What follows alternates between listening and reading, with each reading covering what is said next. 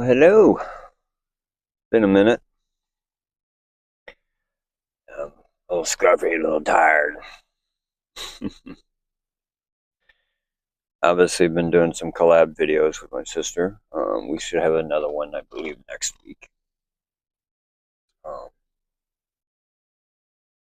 Busy with life, work. Season's finally starting to wind down, which is nice. Um,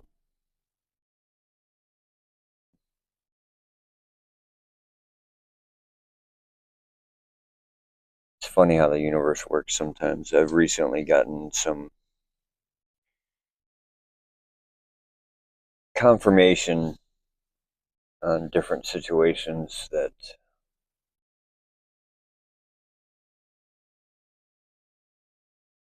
it's nice to know my intuition was right. Because I do second guess myself a lot, quite often, actually. So, uh, as a lot of you know, my one friend who relapsed, I recently just talked to him. He definitely sounds better than he did before, which is good. It's nice to hear. I think he's ready to get back on the wagon. Uh, Hopefully, this time the surrender will be a little more complete and thorough. He definitely sounds ready to stop beating himself up, which is always a good sign. So,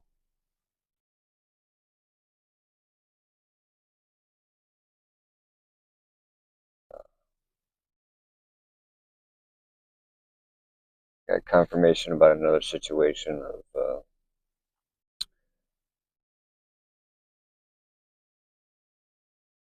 somebody who had reacted to something I said. Um, and I always suspected that the reaction was fueled by a little birdie chirping in the ear. And I was right. Anybody who knows me fairly well knows, one of the things I say a lot, and this is not to toot my own horn by any means, this is really a curse and a blessing, is, there are very few times in my life when I'm genuinely surprised.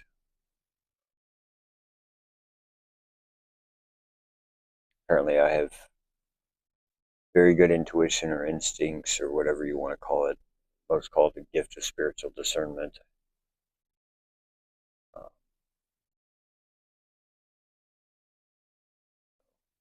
Not to say that I don't have moments when I get surprised. I have had a few people who have genuinely surprised me.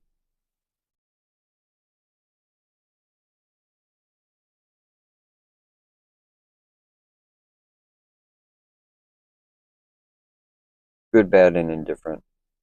One of them I no longer in contact with, but I wish them all the best.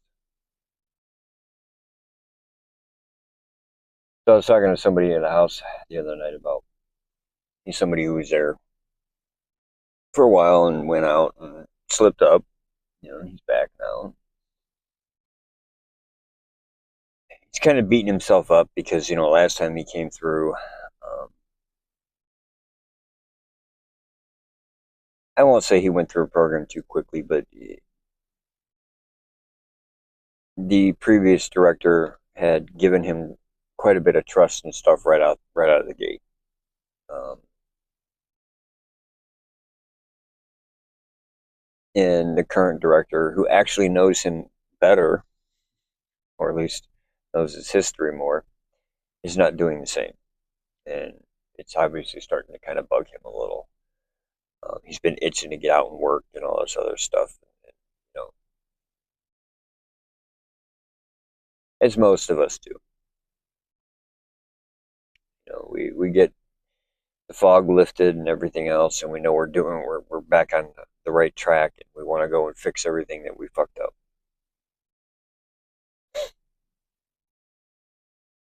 Damage control, clean up our mess, and rightly so, as we should. But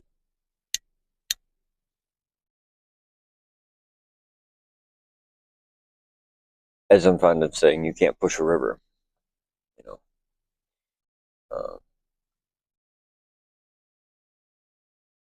so we had a good talk about self forgiveness and a few other things. We were talking about self sabotaging behaviors and how I know myself personally. I can't speak for all addicts, but most of the ones that I've had any kind of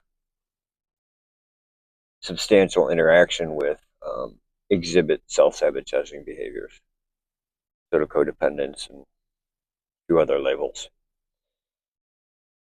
Um,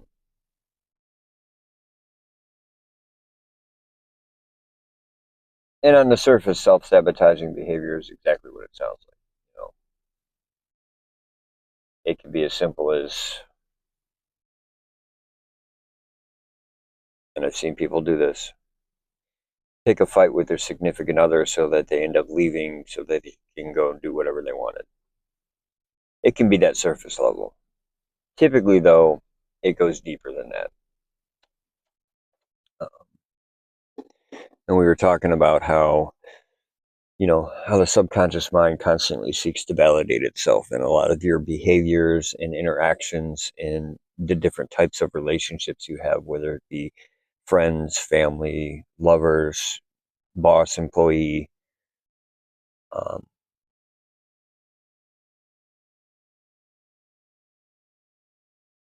when you're running on kind of an autopilot, they're all just functions of the ego,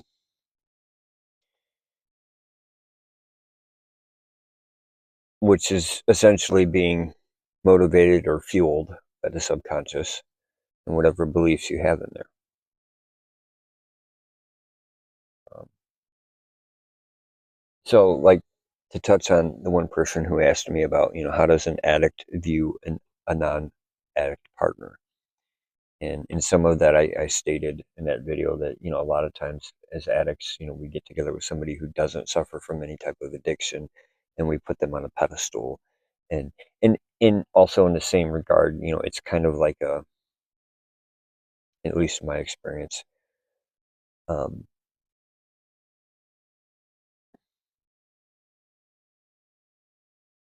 gives the idea of we made it, we're cured, whatever. Inevitably, what has happened in my experience, though, is at some point something happens that triggers some of that deeper seated stuff. And ultimately, we don't feel worthy of that kind of love. And that's a problem on us, not them. Um,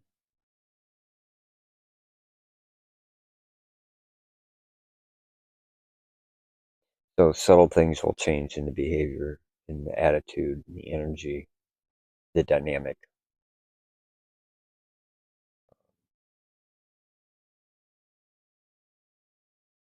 And because ultimately, as addicts, we don't necessarily feel worthy of that kind of love or that level of innocence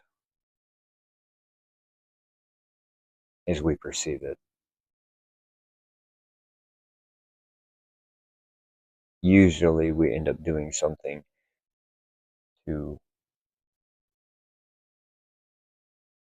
cause a breakup or whatever, you know. And that's exactly what self-sabotaging behavior is. Or in my case, we relapse with the idea and some of the internal justification being that we're protecting this person from our bad habits by crossing a line and breaking that person's heart and getting them to go away. Ultimately, and in a sense, we are protecting them, but at the same time, it's in my situation, it's because I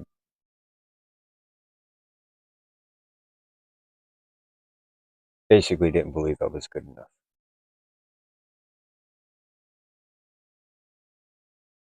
I'm working on it now, but a little late now. So I was discussing that with this person, and we were talking about his situation, and not similar enough that it was relatable. You know, I'm not going to go into the details of his situation. It's up to him. But a lot of the behaviors of addicts, it's weird. It's a weird juxtaposition kind of thing. We exhibit behaviors and whatnot and attitudes that seem really counterproductive to the way we actually feel. And it is true. Most addicts struggle with this internal battle of the not just the whole risk reward thing of the addictive behavior and or substance, but the the struggle of the abandonment and rejection wounds, the self-worth issues. Um, we fight with ourselves because we're trying to prove the whole world wrong, trying to prove to everyone and everything that we're not the piece of shit that we keep showing the world we are. Yet we continue to go out and exhibit these behaviors and these attitudes that mark us as a piece of shit. But internally, we're like, why don't you see that I'm just a good person? Blah, blah. Well, because we're not showing you that. It's a very weird struggle. It really is. And at some point in the near future, probably this winter, I will quantify and succinctly put that in a much better format. Because I think a lot of people kind of struggle with that. I really do. So, but where all this is going. So him and me were talking about, you know, just the power of the subconscious mind and how, just like addiction is progressive, so is recovery. And how, each time you go through this process, if you're doing a halfway decent job through introspection and whatnot, and you're actually utilizing the tools you're learning and you're doing a lot of self dissection and introspection, um, and therefore the healing work. And I've discussed this before. You start peeling all these layers. I came across something the other day, totally out of the blue, that I didn't even realize had affected me as much as it did. And this is going to sound really silly, okay? I'm going to date myself here. I'm 49 years old. All right. When I was in my late teens, I think I was about 17 or 18. Um, I started going to dead shows and stuff and kind of following them around. And I had gone off to a show, and I think I stayed at my buddy's house for a couple of weeks. Point being is, I was gone for like three weeks to a month, and I had a pet gerbil.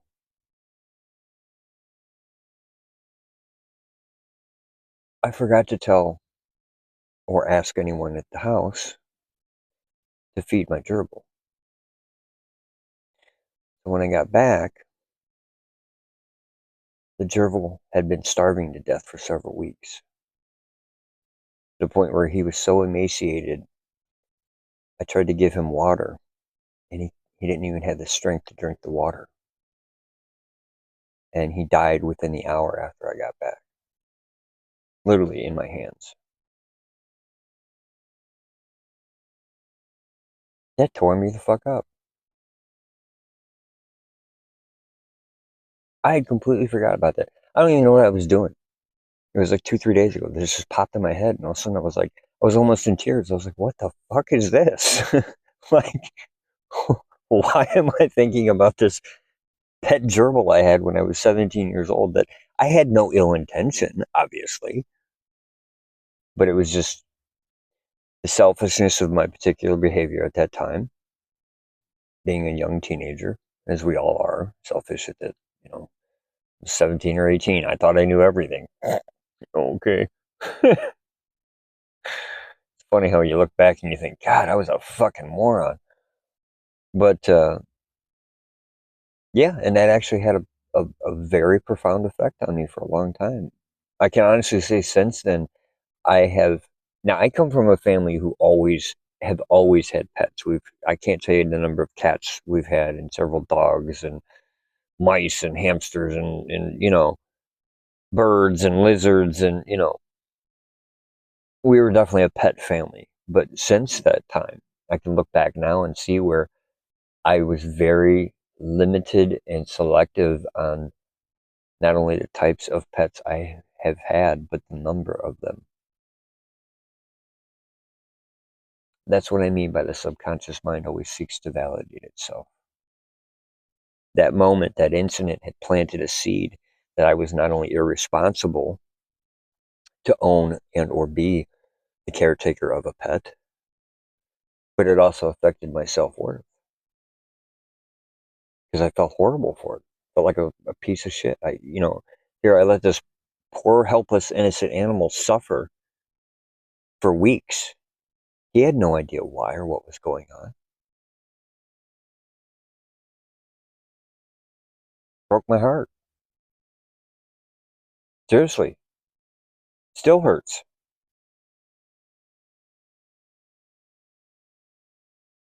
But it's something is in the grand scheme of things, an incident that small and that whatever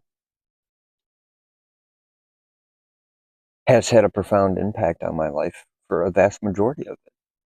And I'm just now realizing how much of an impact it had.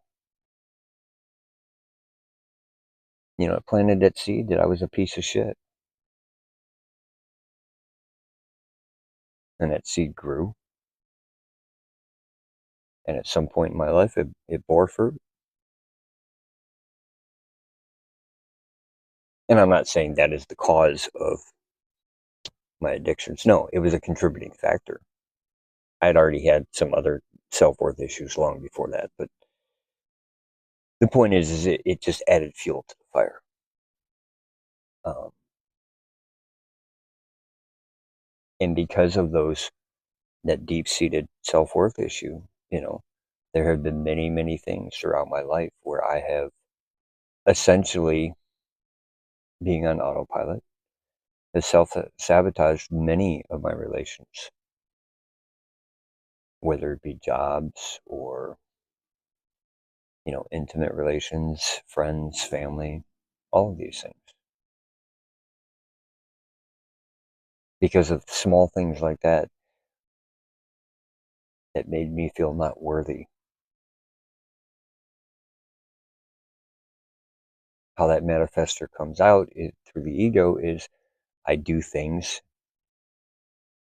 to force people to treat me as unworthy.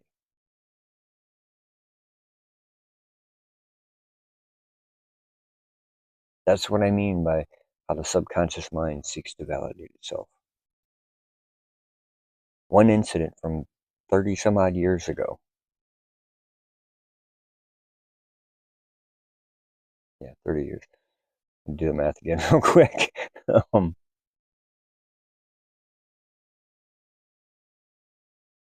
and I'm just now uncovering some of that. And that's what I mean too when I say I struggle with self-forgiveness. This is obviously something I haven't completely forgiven myself for because even right now, I can feel the effect it has on me. I mean, of course, now that I have identified that particular layer and I can start to reconcile it now. It's amazing. The simplest things, you know. And I tell guys at the house that all the time, like my friend who relapsed. It's all the little I've said it before and I'll say it again, the worst thing for a severe addict or codependent addict or is no consequences because it plants that seed of I can get away with it. And before you know it, it could be something as stupid as you roll a stop sign, you flick a cigarette butt out the window, and nothing happens. You come back to your rehab or your sober living house 30 minutes or an hour late from a pass, and they're like, oh, that's all right. Or they don't even notice. That's the worst. 6 months down the road,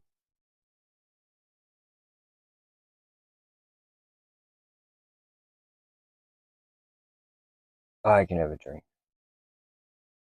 I can get drunk once. I can do this kratom. It'll be okay.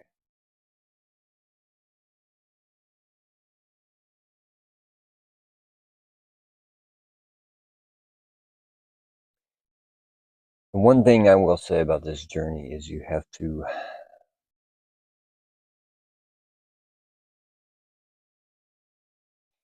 be very mindful of yourself and your thoughts. It's a hard practice to get into.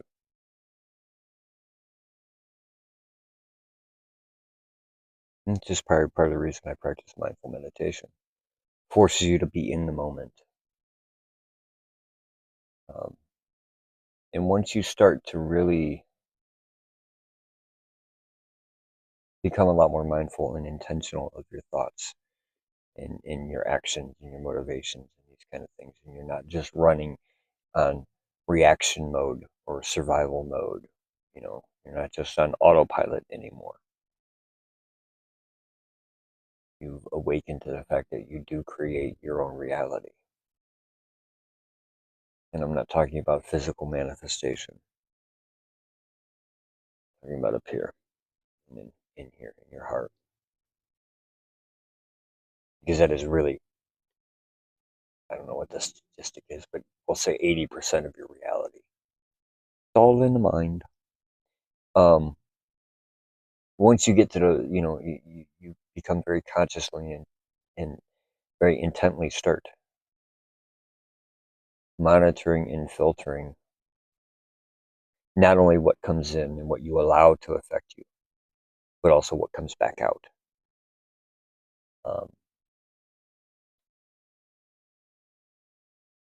you would be amazed at the number of what seem like completely innocuous events that happen on a daily basis that actually have and can have a pretty profound effect.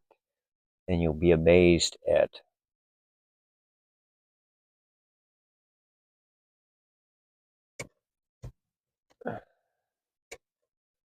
your perception and the things you notice. That's the first way to start to identify what's really going on in your subconscious. Looking at the things you notice. What gets your attention? Not just what, but who. What behavior really grabs your attention? What things irritate you? That's a good place to start. Especially when dealing with other people. I don't care what it is. I don't care if you're at the supermarket, the gas station, the red light. I don't care if it's your husband of 20 years or wife or your children. If they do something that irritates you, at some point ask yourself, what is it exactly they're doing that irritates me? Okay, cool. You got that down. And then ask yourself, how is it I do the same thing? Or when? Identify it, because I guarantee you've done it.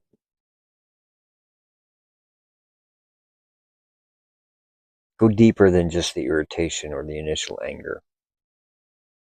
Find the shame, the guilt, the insecurity, the whatever it is that's underneath that, the embarrassment, the doubt. Dig.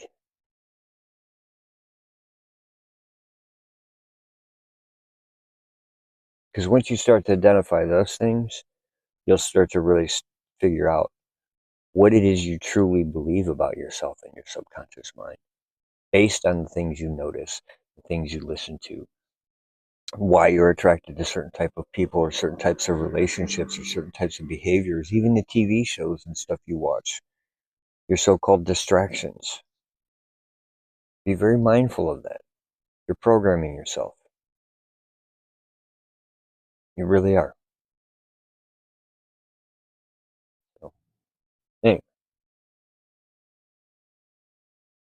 That's the deep thought for the day. Um, yeah, things are going well. They really are. I'm going tomorrow to hopefully get my new glasses that I've needed for 2 years now. That's a funny story I'll tell one day about how I lost them in a graveyard overdosing. A long story. Well, that's the short version. Someday I'll maybe someday I'll tell the rest. Anyway, have a beautiful, blessed night. I'll talk to you all again soon.